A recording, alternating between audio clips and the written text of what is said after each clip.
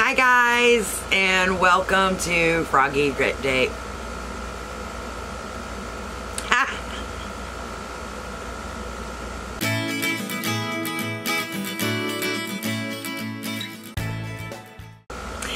Hi guys, and welcome to Froggy Day Crochet. I'm Erica. How's everybody doing today? So today my mouth is not working today, guys. I am so sorry. Let's try that again. So today in this video, I'm going to show you my finished objects and my works in progress. As usual, sorry about the noise in the background. It is my heater. It is a little chilly out here this morning, but believe you me, it will be converted to AC probably early morning or early afternoon, late morning. Also, if you notice that my eye is really red here in the corner, the pollen right now is just horrible. Horrible. I'll insert a picture just to show you how bad the pollen is. It's ridiculous. So now I guess we'll go ahead and get started now that maybe I've got all my bloopers out of the way, right? Okay, so I've got a couple finished objects other than I do have to weave the tails in, but the first thing is this little hat that I made. I did do this on the 36 peg loom, chunky loom by knitting board. Is that it? Yeah, knitting board. So this is just the 2x2 rib here at the bottom, alternating knit and purls, and then this is the garter stitch, and then the modified garter stitch closing for that. Again, like I said, I gotta put in the little ends. Here's the next one I did. Okay, so this one, let me go back. This one was done with Charisma, the chunky yarn from Michaels. And this one was actually done with 2 strands of yarn held together. So this is yellow from Mainstays, and the gray is Impeccable. So what I did here was at the bottom, I did the E-wrap, and I did about 6 inches. And then I folded it back up on the loom to create the brim, then added the yellow, and voila! Same type closure on the top of that one. There's no patterns for these. I just, you know, kind of figured out what colors I wanted to use. I did use a guideline from lumahat.com where she talks about the inches for a specific recipient, and these are child's hats, so I kind of went by that about how long each one needed to be. Okay, so this one, the bottom is kind of a green and white, and that one is Vanna's Choice, and that gray is Impeccable. And then I did the pom-pom in the Vanna's Choice. And this was the same concept as the other one. I did the brim for about 8 inches and folded it up, added the gray, and then just did the E-wrap stitch. Close it off, and then added the pom-pom.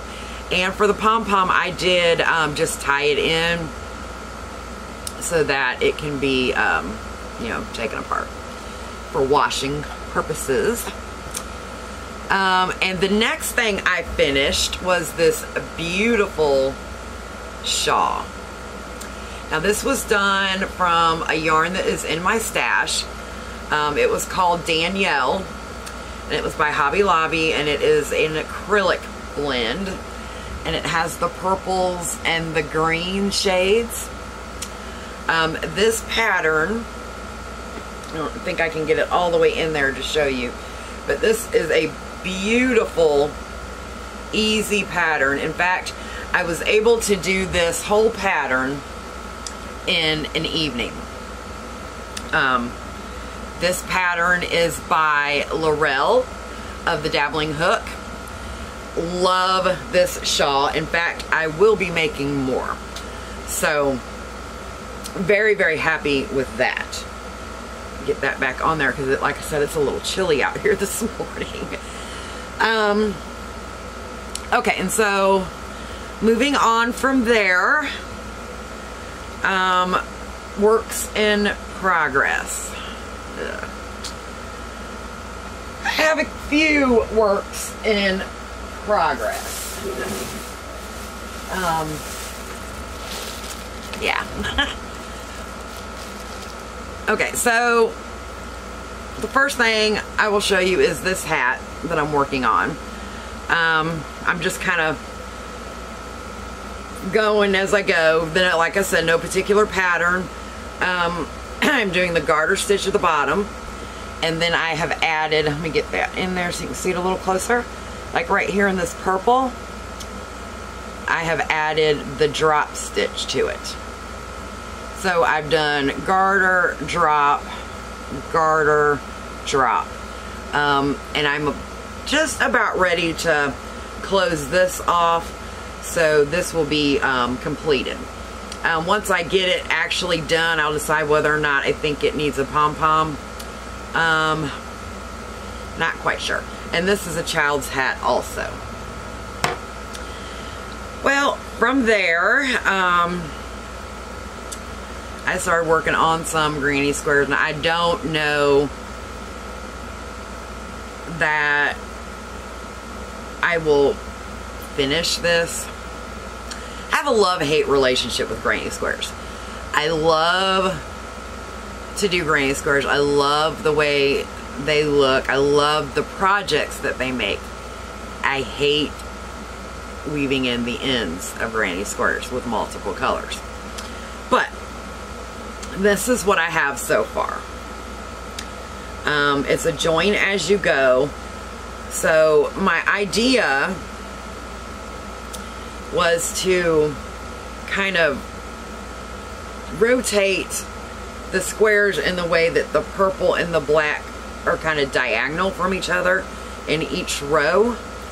So, I mean, that's what I've got so far. Only two, so it's kind of hard to just maybe envision what I'm talking about. But that's one work in progress. Another work in progress, I started an entrelac, and I just kind of was grabbing colors off the shelf. So this is just something that I'm going to pick up when I want to do something but don't have an actual project in mind, so it hasn't went very far. I've got orange, white, yellow, pink, and red. And this is actually the Tunisian stitch. So, and this is corner to corner, so I started off with the orange, and then did the two white, and then went to the yellow, and then the white, and then the pink row, white, and then the red row. So I'm gonna put white in between every one. Like I said, I was just picking up some little yarn balls that I had and was seeing what I could come up with. So yeah, that's a work in progress. That's a long work in progress. Okay, the next thing that I've been working on is I started the the $5 in Paris sweater. And I'm doing that on a US 5. I have the ribbing, and I'm doing it in a DK weight. So I have a very narrow shoulder line. In fact, I have hardly any shoulders at all. So most tank tops and sweater patterns, I really have to adapt the top. So I really try to tend to gravitate more towards top down because of that. I find it easier to fit. So I have done this pattern multiple times, but I've only ever done it in number 4 weight. So this is the first time I've done it in the lighter size. And I did say this was DK weight, but it is sport weight. It is the Knit Picks Brava Sport. It is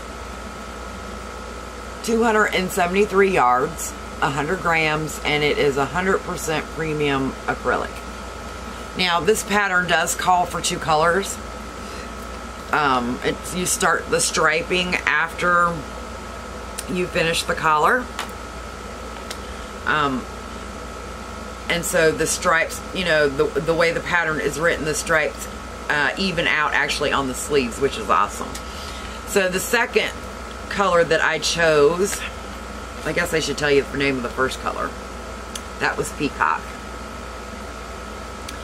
And the second one I chose is called Seraphim. It's kind of hard to describe. It's almost like a dark, frosty, mauve-y color. It's not quite gray and it's not quite purple. It's kind of a mixture. So those are the 2 that I picked for that. And again, this is a work in progress. Not high on my list because I've got some other things that I want to work on, but that is something. Now, I will show you my next work in progress. However, if you seen it on Instagram, you're going to be shocked. And you want to see what it lives in, y'all? This is my project bag. Yep, a plastic bag. I know. So, I got this beautiful yarn from Camelot Dye Works LLC. And I'll hold this up so that you can see it. And I went ahead and I caked it up because I thought it was just so gorgeous. And I had to get started. So you have white and yellow and pink and orange and a little bit of teal green in there. And then I also got lemon yellow, which is a little bit brighter once I got it home, you know, in the mail. It's a little bit brighter than I thought it would be. It's almost a fluorescent yellow. And it does have a few spots in there. You see like the white right there. It does have a few spots that are that didn't collect the dye, but I'm okay with that because I think it actually the spots that were missed, if you will, and it could have been intentionally, I don't know, but it worked good together. So, you know, no big deal. So I did, the lemon was 2 little 25 gram guys, and this was 100 grams. So I split this into 2. Now, this is what I have so far. I have my toe in the lemon, and then the rest of the foot so far in the other color, which was called Birthday Cake. So that's kind of what it looks like. I am doing it on a 9-inch needle, and I could have swore I brought the other one out here to my sheet shed. Let me make sure it didn't fall out in the bag. Nope. I could have swore I grabbed it. Must not have put it in the bag. But anyway, it is a 2.25 9-inch little guy right there. Now, like I was saying, if you follow me on Instagram, I had both of these socks going at the same time. And here's what happened. I got to the heel part. And on my previous sock, I used the tomato heel, which I love. That's very easy to, the pattern's very easy to follow, and there's a YouTube tutorial. This time I wanted to try to do the Fish Lips Kiss heel. And again, I think the pattern just has so much information in it that it's overwhelming. So I set that aside. So I went back to the sweet tomato heel. Or it might just be called tomato heel. I don't think sweet's in there. But anyway, I went back to that heel. And the way that you do that is you can't do it in a contrasting color. Believe me, I tried multiple different ways to try to figure out how to do the heel, that particular heel, in a contrasting color, and I couldn't figure it out. So then I said, okay, I'm gonna try a different heel. So I went on YouTube and looked around, and I don't know, guys, you know, for this only being my second ever sock, the afterthought heel, like cutting your yarn and picking this up and picking that up, nope, not for me. The other heel where you do half the heel and then you use the Kitchener stitch to sew it together, nope, not me. Nope. So, yeah. Went back to the sweet tomato heel.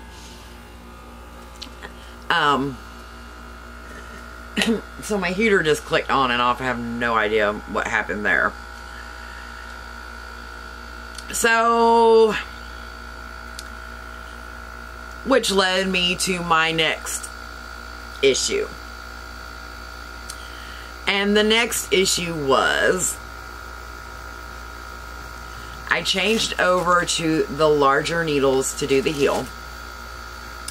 And I had the heel done. I had all 3 wedges, you know, everything was looking great. Well, what happened was, on the side, when you're using the bigger needles and you have the magic loop, these stitches right here on the side were just so loose and big, it looked horrible.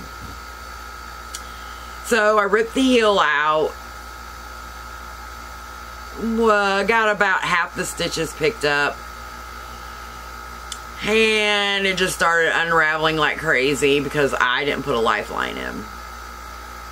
So, note to self, before you start a heel, to a lifeline, because that would have saved me. So that is why I now only have 1 sock instead of 2.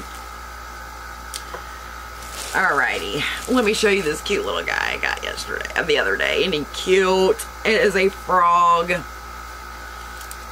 Tape measure. Anyway, So that is my works in progress and finished objects. I really encourage you guys to go to Laurel's channel, the Dabbling Hook, and check out where she talks about this pattern. You can also find it on Ravelry. And before I jump off here, I would like to give a couple shout outs to some new channels that I have started watching. If you're not watching them now, I encourage you to go and subscribe to their channels. These channels are awesome. So the first one is Maria's Quilts, Crafts, and Crochet. She is so adorable. Yesterday she did a live and was talking about her ice yarns and how, you know, and the colors that she likes and what she didn't like, and that, and how to kind of navigate the website and what her opinions are as far as things to start with. Cute. The next one I have been watching is called It's the Wendylady, and she is adorable. I encourage you to go check her out as well. I've been watching Nana's Stitching Lounge with Rosie, and Rosie is from Canada. She has done a couple of reviews. She was part of the Mary Maxim Crochet Club, and now she's doing the Knit Crate. She's talked about her FOs and her works in progress. She's got a gorgeous cross stitch that she's doing. You have to go back and watch the videos from the beginning. It's beautiful, and I believe it is at the frame shop right now. And finally, and this was in no particular order, but I have been watching the Connie and Alisa crochet channel. So Connie and Alisa are a mother-daughter team. If I remember correctly, the daughter is 13 and has just learned to crochet. So they're doing a YouTube channel together, which I think is an awesome idea. Connie and Alisa have been doing their betas this month, so there's a lot of opportunity for you to go onto their channel and get to know them better. Yeah, so like I said, I encourage everybody to go check out their channels. They're awesome. And I'm gonna jump off here and figure out why my heater keeps going off. But anyway, everybody have a great day, and we'll see you soon. And until next time, stay froggy.